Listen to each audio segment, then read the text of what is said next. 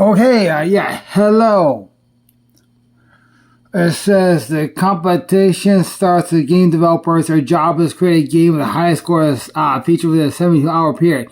Ding! Once the time runs out, they'll be judged. Okay, so somebody has 72 hours, or I say a team has 72 hours to make a game with the highest score feature, and then they'll be judged.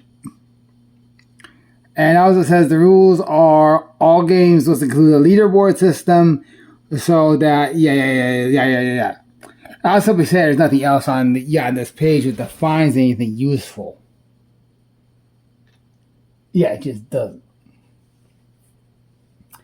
It says here in a team of up to 4 people. Okay, I'm going to explore the possibility that a team of 4 can actually, make something from scratch.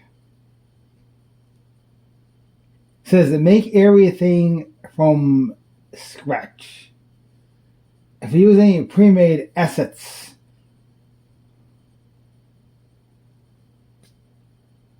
is it actually possible to make something from scratch? What defines it depends how you define scratch. Let's assume scratch means Microsoft Visual Studio. Is it possible for 4 people to actually make a high score game of any significance using only 4 computers, 4 copies of Microsoft Visual Studio, and please a ton of flash drives and a ton of paper? Is that possible? No. Why? Anybody who actually has the ability to do that already makes games. Okay, here's another one. It says you must complete the game in 36 hours, and I'll tell you what to make it 9 hours to the jam. And it's basically just saying the theme's not going to be any standard themes. The goal is to make a visual novel. What this, of course, is a study in, basically, can a group decide to work together in probably approximately 9 hours? That's what this would be. This would be whether or not it's possible for a group, please, to actually decide to work together over a course of 9 hours. Because, of course, you'll probably make a visual novel. The thing is, you're going to make a visual novel in a day. Frankly, it's possible probably to make it. Here's the thing. You can make a visual novel out of 8 drawings. The minimum visual novel is very possibly 5 drawings of a girl, 2 backgrounds, and some stylized art to call a title. That's probably a minimum reasonable visual novel. Add a linear story to that, and of course the thing is it's also called an art book. Okay, this is an attempt to get probably a perfect game for women uploaded to itch. Hopefully. Here's actually an interesting question. I would simply say that one of these jams exists as trying to encourage the production of, I would simply say a female audience game within a space of 90 days. I really wonder, here's something I wonder, is why those productions have never gotten past Renpy. Because I noticed that there seems to be a divide here. There's Renpy stuff, which of course is beautiful, and then there's the, indie actual production, which, tends to be lame. For some reason, because I was just told that, most of the so-called Japan indies is actually made by a big corporation. That stuff is hardly indie. It just is this corporation that specializes in making micro games. Please. You possibly run into this issue here because it may simply be this. It's not possible for women to get meaningful education in any current avenue, please, of education. The attitudes are obvious in, yeah, wow, I say enough there. Yeah, it's a mouthful. Like, probably, yeah, you have to fill up a cow.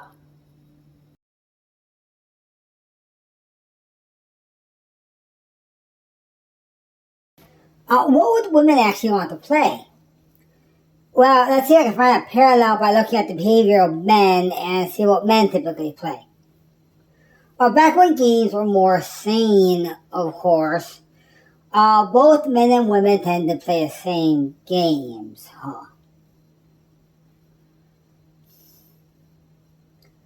Those games were generally things like space shooting games. It's kind of obvious that some of the fancy stuff on Neo Geo will be stuff preferred by women. And of course, the men would have migrated towards, stuff like, Call of Duty. And really other stuff that would look more presentable in front of a military application probably. It would have simply been that. Because all the other men, of course, were going to business, and very, very, very few of those men, like there's probably only one, would still find any value in, the Magical Girl series. So basically, this is what this means. Modern games that are, male-dominated tend to fall into two categories. Either they're reality simulations, the most popular possibly being the Madden series of football. Please, but that's not a video game. A football simulation is not a video game in the proper sense because it's a science study. Please. All reasonable football simulations are science studies of that sport. Please. Yeah, and therefore, I'm not sure if they're still working on this, but if the NFL is still working on this science thing in Madden, that of course is very correct, because they're possibly looking to actually create actual simulations of actual football situations, primarily for safety, but also just to study the science of football. Of course, once again, not as a science, it's not a game, that's a science.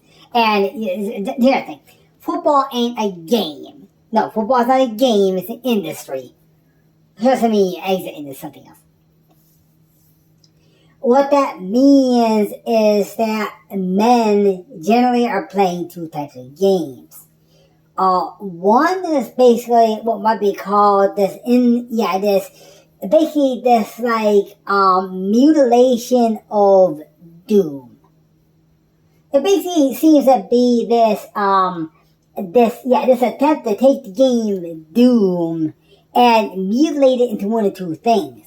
One is what might be called crazy Doom, where you have this weird thing of monsters, and the other one is stuff like a few Japanese productions, which are only played by men because women don't like sex environments with no intelligence. I'll just say that.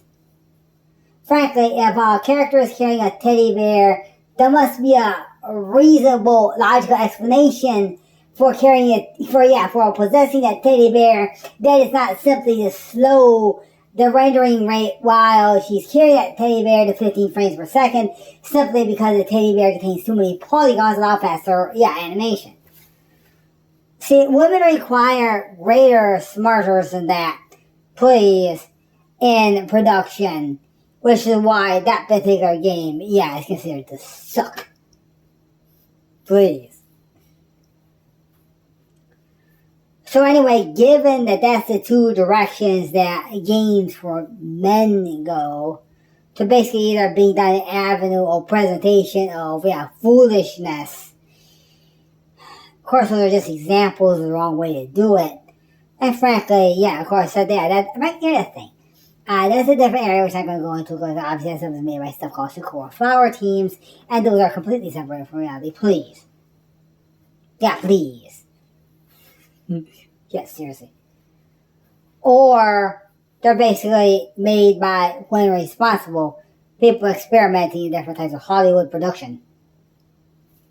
Therefore, the actual male game industry directly supports Hollywood. It's attempting to use computer simulation to deal with some of the reality of making movies. What would cause these games? Frankly, what would cause games where you have basically this protagonist of a very attractive magical girl figure, but linked to a type of a pseudoscience which has solutions but is completely useless for reality. Maybe the analysis of culture can show what might be going on here. The women who would make these things they would be Chinese female programming teams.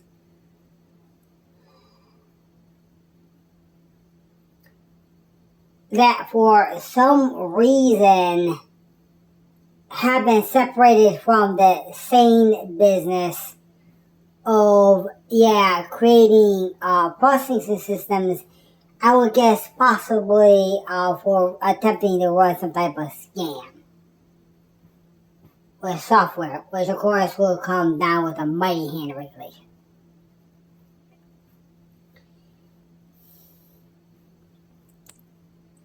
I can think of one thing that might do, put together some things. One method that might be used in China would be give them a ridiculous assignment and then basically, put them in a room with a couple of propane torches and turn on one of those torches. Of course, in that type of panic environment, the girls would just hold each other and start crying. They wouldn't actually get anything done. And then when they're certain they're about to die, someone in cosplay enters the room and quote unquote saves them. And then, next day they're in office. And they're going to spend, and then their punishment. Their punishment is they're allowed to do anything. Or they'll work on some stupid series of,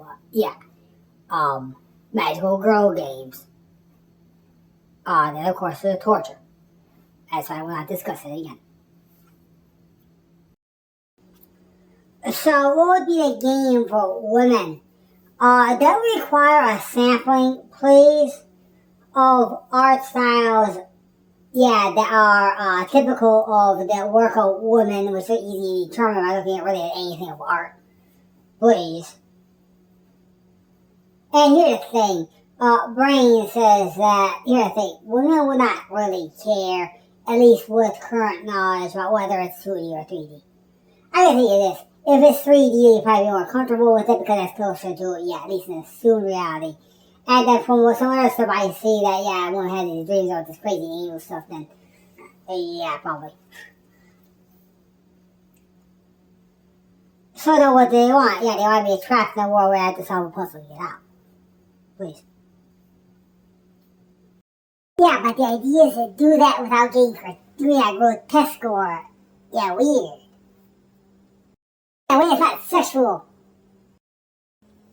If one is going to complete this, with correct respect, one must remember that the mechanisms used to control video games were invented by men and are based on apparatus for controlling fighter aircraft, please. The proper implementation, uses things similar to her, please. As correct user interface controllers. So a sensible quote-unquote game would be basically what I'm trying to convince her is stop vibrating and let you go. Well, sometimes successful, sometimes isn't. That's the thing with a video novel.